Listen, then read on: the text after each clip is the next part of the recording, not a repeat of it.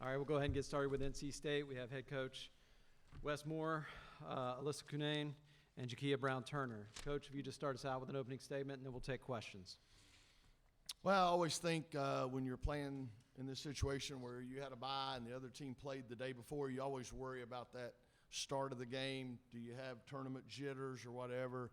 And, again, having veterans like this, they came out ready to play and got us off to a good start. And, again, I thought pretty much everyone contributed that went in there and did a nice job. And that's important also to be able to save the legs a little bit by rotating and getting some depth in there. So, I thought Elissa and Jakia, obviously, they both put up great numbers today.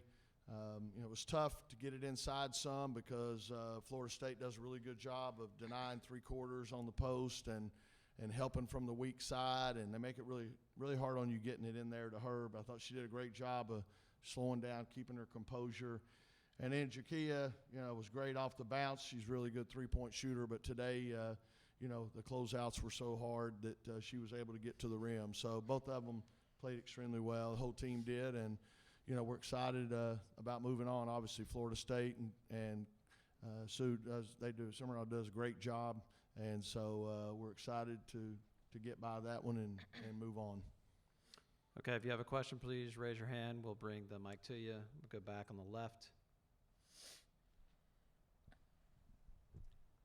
Jakia, this one specifically for you. Over the first 17 games or so of the season, you rarely had double figures in scoring. Over these last 11 games, you scored over that 10-point mark, I believe 8 times now at this point. What has changed in terms of your scoring, and how much more are you looking to try to get to the rim now at this point? Well, I just try to focus on, playing defense and rebounding and just letting it come to me and playing my game. And we had a question over here. Let me just say this. She slowed down, okay? Again, when you're one of the better players in the league, people are going to focus on you. They know she's a great shooter. They were doing a good job of getting to her, and she sometimes was getting a little out of control, rushing things. She slowed down. The game slowed down. She's playing really well right now. Okay, here on the right, JB. Hey, Coach. Congrats on the win. Two-part question for you. How much of a luxury is it to have the amount of depth that you have during this time of the season? Yeah. And can you compare it to the past two teams that you've had, which were also very successful? Yeah, we've had some great teams, been very blessed, but this is definitely the deepest team we've had. A lot of people that can come in. I think they said the other day we've had 8 players that have scored 16 or more in a game. So if we have somebody that's having a rough night, then we got somebody else that can come in and give us a spark. And you look at, Jada Boyd, Diamond Johnson, Camille Hobby in particular. Those 3 have had a lot. And then today Isaiah James came in. So we got a lot of people that can really bail us out and help us when we're maybe struggling at a spot. Okay, back here on the left. What led to Kai Crutchfield's offensive success despite, the height differential to Morgan Jones? I'm sorry, what's that? What contributed so much to Kai Crutchfield's defensive success despite, Morgan Jones being that much taller than her? Yeah, I think Kai, again, I think she's another one playing really well right now. And that's the luxury of having these veterans.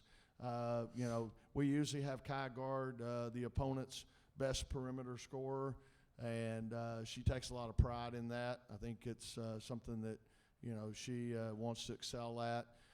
Then she's also, known for knocking down the big shots and, just like I said, I think she's playing really well right now, maybe the best she's played. So it's good to have people stepping up this time of year. I think that's important, obviously. Okay, over here on the left, Aaron. Aaron Beard with the AP. This is for Elissa.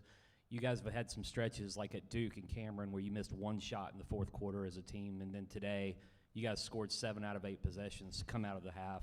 When things are going well for you guys as a unit and sharing the ball, what do you think works best for you guys when you get on one of those rolls? Honestly, I think today our defense turned into offense a lot.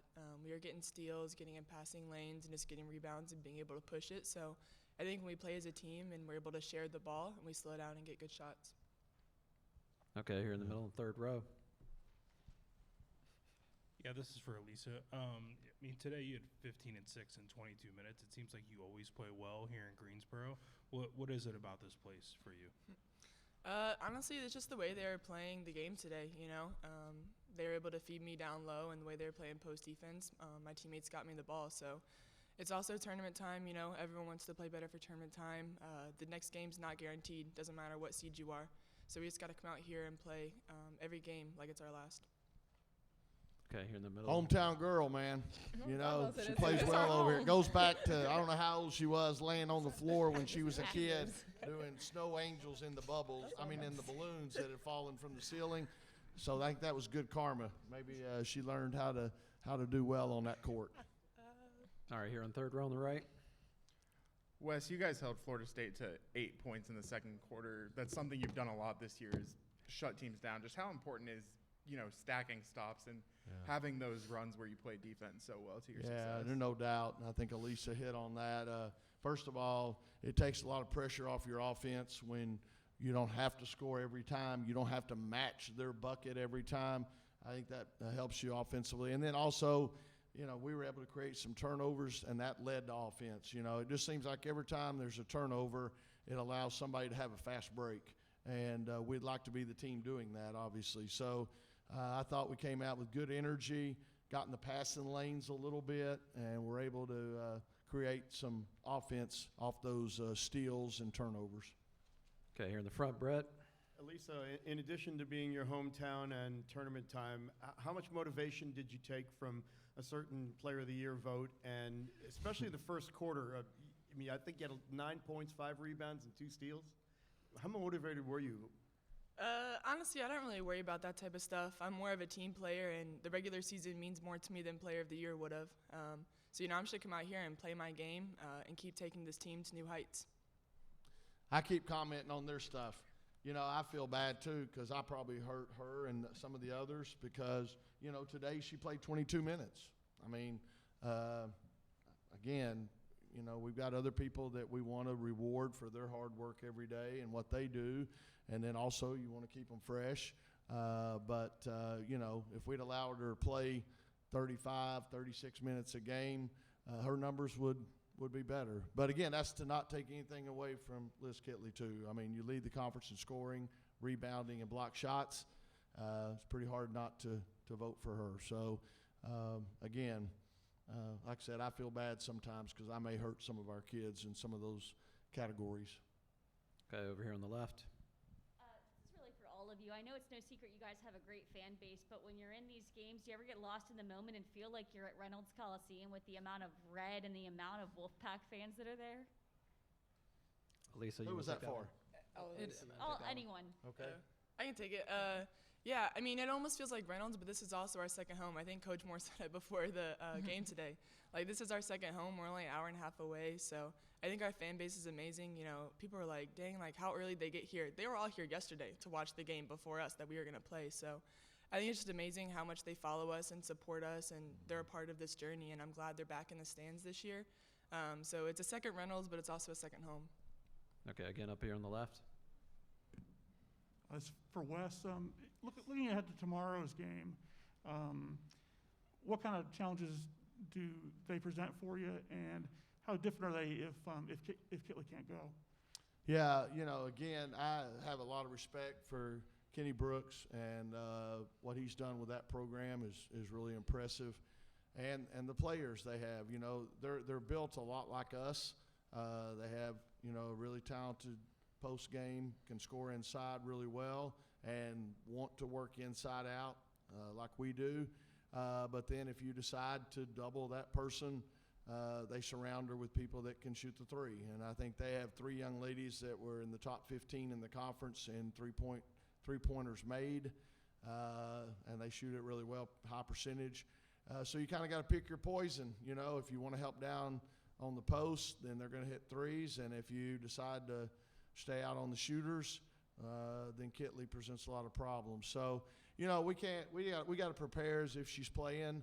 Obviously today was a great win for them considering they had King out and then had Kitley go out as well. It was really amazing what they did today, and that's what I told our team. They won today without Kitley, So you can't take anything for granted. It's this time of year where you got to be locked in and ready to play. So we got to prepare as if she's playing. And again, they got a lot of weapons. So, well, we know we'll have our hands full. Go to the left, Aaron, then Jonas. Wes, I thought I heard this on the court, so correct me if I'm off on this. Diamond had a rough shooting game, and at one point I thought I heard you yelling to her about the back of the rim. Can you, what were you kind of trying to tell her? Is that something you remind her about? I think, her aim has been really good. And y'all, I overcoach everything, okay? So I'll admit that, and they laugh. They know it, okay? But, and I say that a lot to a lot of them. Her aim is fine. I mean, it's dead on, but she's leaving them short. So, want to focus on aiming at the back of the rim, not just the rim, definitely not the front of the rim. Focus on the back of the rim. And, it's like my putting, never up, never in. If you don't give it a chance, it's not going in. So just trying to remind her, got to get that thing up. Okay, left, Jonas. Coach Moore, you said you have to prepare as if Kitley is playing. But the way they played today without her shooting the ball so well, does that make the scout a little bit more challenging tonight because they played a different style of basketball without their best player? Well, I am feeling pretty good, the fact that, hey, we just played them Sunday, so the scout isn't going to be real difficult. I mean, I know according to my coaches, they ran a couple of different sets today and all that. But at least, we have a fresh scout on them. We have our game that we've already clipped. So they, in that respect, normally I'd be really scrambling right now. I'd be getting a scout with a whole lot of clips that I got to trim down to show them tonight. And then also, going back, watching the last game. That stuff's done. So that's good for me. I might even, enjoy the evening. Who knows? So, but again, I don't know. They're not going to change who they are or what they do. I realize, they'll have somebody else on the block if she doesn't play.